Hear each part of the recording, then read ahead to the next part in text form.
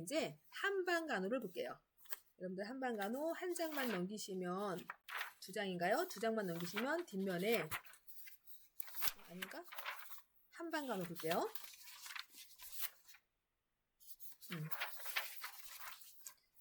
자, 이제 한방간호는 우리가 이제 내과, 외과, 소아과, 산부인과, 이비인후과, 정형외과, 피부과, 정신과 이 모든 것들은 의사 분이 계시죠. 근데 한의원, 한방병원에는 한의사가 있죠. 우리 의료인의 의사, 한의사, 치과의사, 간호사, 조산사. 그 중에 이제 한의사 분과 이제 우리 같이 근무하는 장소가 한의원 또는 한방병원에서 이제 만날 텐데, 한방에서는 이게 사람을 보는 관점이 달라요. 예를 들어 여기에 종기가 있으면 의사 선생님은 째고 짜고 꼬매고 끝. 근데 한의사 선생님은 칼이 없잖아요. 칼을 들고 일하는 게 아니잖아요. 여기가 종기가 왜 났지? 온몸에 피가 잘 돌아야 되는데 여기가 지금 종기가 난 거는 여기가 지금 혈액순환이 잘 안 되기 때문이다. 그래서 어떻게? 온몸에 피를 돌려서 여기를 치료한다. 그러니까 더디어. 요즘 성질 급한 사람, 이런 사람들은 여기 한의원 또 눈에 보이는 것도 아니에요. 눈에 보이지 않는 기를 치료한다고 그러고 뭐 어쩐다고 이러니까 젊은 사람들은 별로 원하지 않은데, 지금까지 몇천 년 동안 이렇게 한의학이 발달한 거는 그래도 대대손손 역사적으로 이렇게 온 거는 젊은 사람들은 보이지 않고 더디고 해서 못 믿지만 그래도 효과가 있기 때문에 여기까지 온 거죠. 그리고 한의학에요. 기본 우리 서양의학이 70%고 나머지 한의학이 30%. 그러니까 서양의학을 70%를 같이 공부를 해요. 해부생이랑 같이. 그래서 좀 더 이렇게 그 객관적인 걸 찾으려고 애를 쓰고 있더라고요. 그래서 한방간호에서는 인간을 볼 때 어떻게 보냐면, 인간은 하나의 소우주다. 소우주. 대자연에서 파생된 하나의 소우주다. 라고 보았고, 인간의 병변 현상을 정신과 육체가 있다면 몸이 먼저냐 마음이 먼저냐, 몸이 먼저냐 마음이 먼저냐? 마음이 먼저다. 정신이 문제다. 아무리 몸이 건강해도 정신이 병들면 몸도 시들시들 병드는 거라고 보는 거예요. 그래서 여러분들 뭐든지 마음 먹기 달렸다. 어떤 일이 있어도 내가 마음을 나는 오뚜기 하고 빨리 일어나면 이 문제를 해결할 수 있어요. 그런데 일이 생기니까 난 안 되나 봐 하고 이제 정신까지 가면은 그냥 다 퍼지는 거예요. 그러니까 몸과 마음이 있으면 정신이 더 중요하다라고 해석을 한 게 한방이었어요. 그런데 서양의학도 처음엔 그러지 않았지만 70년대 80년대 들어서서 스트레스가 만병의 근원이다라고 하면서 정신면을 또 강조하고 있어요. 한의학에서 인간을 볼 때 인간을 대자연에서 파생된 하나의 소우주로 보았고, 정신과 육체가 있다면 정신면을 강조했고, 여기에 병변 현상을 여기에 하나의 여기 그 개체로 보는 게 아니라 상호 연관된 유기체로 문제를 해결하는 거죠. 단편적으로 해결하는 게 아니라 상호 보완적으로 문제를 해결하는 거죠. 이것이 한방간호의 주요 특징이에요. 그 다음 두 번째, 양생이라는 말을 쓰는데, 이 양생은 자연에 순응하고, 왜냐하면 질병을 예방하고, 그래서 건강한 삶을 위해서 자연과 호흡하고, 자연에 순응하고, 심신의 안정과 조화를 이뤄서 내 몸을 치유하는 것. 그래서 절제된 생활, 규칙적인 생활, 심신의 안정, 이런 것들이 바로 양생법이에요. 자, 이제 세 번째, 오장육부가 나오는데, 심장, 간, 비장, 폐, 신장, 이 5가지가 오장이라면 그 육부는 소장, 대장, 위, 담낭, 방광, 삼초, 이 6개를 육부라고 하고요. 그 감정에 따라서 희노, 우사, 비, 공, 경 7가지 감정 상태에 따라서 내가 심장이 너무 화를 많이 내면 간이 상하고, 너무 기쁨이 커도, 그러니까 한 가지 감정에 치우치는 건 다 병이다라고 보는 거예요. 기쁨인데도 이거는 심장에 문제가 올 수 있다. 또는 너무 공포가 너무 심해도 이거는 방광에 문제가 올 수 있다라고 해석을 하는 거예요. 그러면 그 심장이 안 좋은 사람은 우리 이제 맛 중에 단맛, 신맛, 쓴맛, 짠맛 이 5가지 맛 중에 심장이 안 좋은 사람은 짠맛을 금하고 간이 안 좋은 사람은 신맛을 금하고 비장이 안 좋은 사람은 신맛을 금하고 폐가 안 좋은 사람은 쓴맛을 금하고 신장이 안 좋은 사람은 단맛을 금해라. 이렇게 오미, 오지, 육부, 오장을 살펴봤고 오축이라고 하는 거는 소, 돼지, 소돼지가 짝이죠. 양말닭. 소, 돼지, 양말, 닭. 이 5가지가 오축이 되는 거예요. 그래도 간호조무사 과정에 한방 간호를 공부했으면 이 오장, 육부, 오축 정도는 또 그냥 우리끼리 뭐 시험을 떠나서 그냥 기본적인 상식 정도로 암기해주면 좋을 것 같아요. 그래서 이제 그 감정과 오장을 연결할 때 노상간, 노여움, 화가 많으면 간을 상하게 한다. 희상심, 지나친 기쁨도 마음을 상하게 한다. 사상비, 지나친 생각 걱정도 비장을 상하게 하고 비상패, 지나친 슬픔은 폐를 상하게 하고 공상신, 지나친 공포, 두려움, 무서움도 신장을 상하게 하니 너무 한 가지 감정에 치우치지 마라. 아셨죠? 자, 이제 그 5장 6부까지 확인을 했고요. 5번째 한방 용어 중에 경락, 경혈, 어혈, 명현이라는 단어를 좀 살펴볼게요. 경락은 경혈과 기가 통하는 통로예요.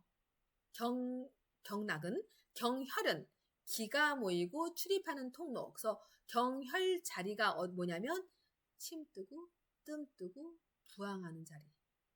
그 자리가 모두 365개. 그 경락은 10이지. 우리 1년이 12달이잖아요. 1년이 365일이잖아요. 우리 몸에 12개 경락과 365개의 경혈이 있다. 그러니까 내 몸이 뭐다? 내 몸이 우주다. 어혈은 그야말로 노폐물이 내부에 있는 거고, 명현은 그 치료적 반응이 의도하지 않은 증상이 나타난 거예요. 그러니까 부작용인 거죠. 명현 반응이 나타나면 즉시 중지해야 되는 거죠. 자, 한약을 복용할 때 보통 우리 이제 급성 질환에 많이 이용하는 탕제를 기본으로 하는데 보통 식전 또는 공복에 1일 3회 복용을 기본으로 하고 약을 드실 때 좀 따뜻하게 드세요. 그러죠. 왜냐하면 따뜻해야지 흡수가 잘 되기 때문에 그런 거예요. 나이가 너무 많거나 또는 어리거나 또는 허약 체질이라면 우리 이제 보통 성인하고는 약의 용량이 좀 작고 또 소량을 또 나누어서 먹어야 되는 거예요. 분량의 횟수도 줄이고 분량도 줄이고 횟수도 줄이고 조금씩 나누어서 복용하셔야 되는 거예요. 자, 이제 한약의 종류를 보시면 방금 얘기한 것처럼 기본이 탕제이고 탕제는 급성 질환에 많이 이용을 하고요. 혹시 구토하던가 뭐 어떤 증상이 나타나면 양을 줄이고 좀 있다가 조금씩 드시라고 하는 거죠. 산제는 왜 우리 노르모산 하잖아요. 가루로 나온 거. 채로 쳐서 가루로 만든 거. 이게 바로 산제. 환제는 그 가루에 꿀을 집어넣어서 말랑말랑하게 이게 덩어리로 이렇게 가루에다가 꿀을 집어넣어서 이렇게 동글동글하게 이렇게 만들어서 놓은 거. 이거 환제. 이거는 환제는 만성질환에 많이 이용하고요. 고제는 그 잼처럼 농도가 짙게 만들어 놓은 거예요. 반유동 상태로. 이거는 고제, 고약 같은 거 이렇게. 그 다음에 주제는 술주자 써가지고 그 알코올, 술을 집어넣은 거. 이거는 주제. 그래서 한약의 종류를 봤습니다. 8번째 한방 치료법을 보시면 기본이 침 뜨고 뜸 뜨고 부항하고 추나하고 한증하고 수치료하고 요 이제 이렇게 볼 건데 침 놓는 거는 침을 맞을 때는 이제 편안하게 환자를 편안하게 자세를 잡아야죠. 편안한 자세를 잡아주고 침 놓는 시간은 20분. 그 침을 놓은 다음에 이제 침을 뺄 때는 침은 이제 한의사 선생님 놓지만 빼는 건 이제 우리가 빼잖아요. 뺄 때 발침한 다음에 남은 침이 있나 없나 살피고 알코올 소모로 침공 부위를 누르거나 문지르고 출혈 시 멈출 때까지 눌러주셔야 돼요. 그래서 마지막은 알코올 소모로 마무리한다. 채침은 침이 빠지지 않는 상태를 채침이라 하고 침이 부러지면 절침, 침이 구부러지면 만침이라고 하죠. 이거는 침의 부작용이에요. 자, 혹시 침을 맞는 동안 긴장해서 환자가 쇼크가 나타났다. 어떻게 하시겠어요? 뭐 어떻게 의사한테 보고해야죠. 자, 훈침 시 관리는 발침을 하고 따뜻한 물을 제공해주고 환자를 편안하게 쉴 수 있도록 안내해주는 역할을 하시면 되는 거예요. 자, 뜸은 구법이라고 하죠. 뜸 뜨는 사람을 구사, 침 놓는 사람은 침사. 우리 이제 지금은 없어졌는데 침사, 구사라는 자격증이 있었어요. 이제 뜸은 구법이라고 해서 뜸 뜨는 사람을 구사라고 해요. 이거는 온열을 이용해서 면역을 올리는 역할이어서 혈액순환을 증진하는 거다. 그런데 이걸 해서는 안 될 사람은 출혈이 있는 자. 이런 사람들은 뜸을 떠서는 안 될 사람이에요. 침도 마찬가지죠. 침도 출혈이 있는 사람은 침을 넣어서는 안 될 사람이에요. 부항은 그 음압의 펌프질로 관 속에 공기를 이렇게 넣어서 빼내서 경혈상 그 피부 표면에서 흡착해서 이 자극을 줘서 우려를 하는 치료. 이게 바로 부항인데 이 부항을 하고 나서는 식이요법은 자연식, 그러니까 알칼리 식품을 좀 드세요. 그러니까 식물, 야채를 드시라고 권장해요. 고기가 아니고 야채. 왜냐면 혈액을 부항을 했다는 소리는 우려를 했잖아요. 그러면 안에서 모세혈관님들이 이렇게 좀 작은 혈관들이 자극을 받아서 좀 안에서 이렇게 좀 좀 출혈이 있을 수 있어요. 그러니까 혈액을 좀 맑게 하는데 도움이 되게 알칼리 식품을 먹으라고 권장하는 거예요.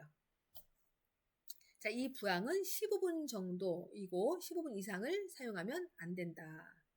자, 이제 바셀린을 발라서 부항 그 뜸뜬 거를 부항 자리를 제거할 때 불편감을 감소할 수 있어요. 바셀린을 발라서. 자, 이 부항도 출혈이 있는 자는 삼가할 사람이고. 자, 마지막으로 추나는 그 추나요법, 수기요법이라는데 안마사가 하면 안마예요. 물리치료사가 하면 카이로프라틱이에요. 이걸 의사 선생님이 하면 추나예요. 이 추나는 한방에서도 하고 정형외과에서도 하고, 추나는 근골격을 바르게 정형화해서 관절의 운동 범위를 좀 크게 이렇게 할 수 있는, 왜냐하면 근육을 이완시켰거든요. 그래서 이 통증을 경감시키고 혈액순환을 증진하고 체질을 강화하기 위해서 하는 방법이 추나요법, 같은 말 수기요법이라 하는 거예요. 한증요법은 냉탕, 온탕을 죄송해요. 한증이 아니라 수치료 얘기하는 거예요. 수치료는 냉탕, 온탕을 왔다 갔다 하는 거예요. 냉탕은 16도 전후, 온탕은 42도 전후를 이거를 처음에 냉탕으로 시작해서 온탕, 냉탕, 온탕, 냉탕, 온탕하고 마무리는 냉탕으로 마무리. 냉탕으로 시작해서 냉탕으로 마무리. 그러니까 냉온, 냉온, 냉 이렇게 적어도 3번에서 5번을 왔다 갔다 하는 거예요. 이렇게. 그랬을 때 차가운 데에 들어가면 혈관이 수축하죠. 따뜻한 데에 오면 혈관이 이완하죠. 수축과 이완을 반복해서 탄력도 좋아지고 순환도 증진시켜주고 그래서 염증도 원활하게 해주고 혈액순환을 증진시켜주고 하려고 수치료법 하는 건데 이 수치료는 동서양을 막론하고 다 좋아해요. 그런데 이게 좋은데 해서는 안 될 사람이 있어요. 중증 심장질환 있는 환자는 해서는 안 될 사람. 그런데 노약자분도 해서는 안 되는데 나 너무 좋아요. 너무 하고 싶어요. 그러면 냉탕은 30도, 온탕은 40도. 그러니까 온도 차이가 10도 이내 범위로 나게, 그러니까 큰 차이 안 나게. 그럼 이제 이 정도는 가능하게 해주는 거예요. 그렇지만 중증 심장질환 환자는 금지 환자가 되는 거죠. 자, 한증요법, 발한요법, 이것도 이제 동서양을 막느라고 또 다 좋아하는 건데 땀을 내는 거죠. 우리 사우나에 가서 땀 내는 거, 이거 땀 내서 노폐물을 제거하는 거. 근데 이제 진짜 땀은 내가 움직여서 안에서의 열을 발산해야지 진심 어린 노폐물이 나오는 거죠. 사우나에 가서 바깥에서 열을 내어서 나오는 땀은 그냥 겉에 있는 수분만 나오는 거고, 진심 어린 땀은 내가 몸을 움직여서 열을 발산해서 몸 안에서 나오는 안에서 땀을 배출해야지 제대로 된 치료라고 볼 수 있는 거죠. 건강을 이양을 하면 내가 움직여서 땀을 내는 게 가장 효과가 좋다. 자, 이렇게 해서 한방 치료법까지 확인을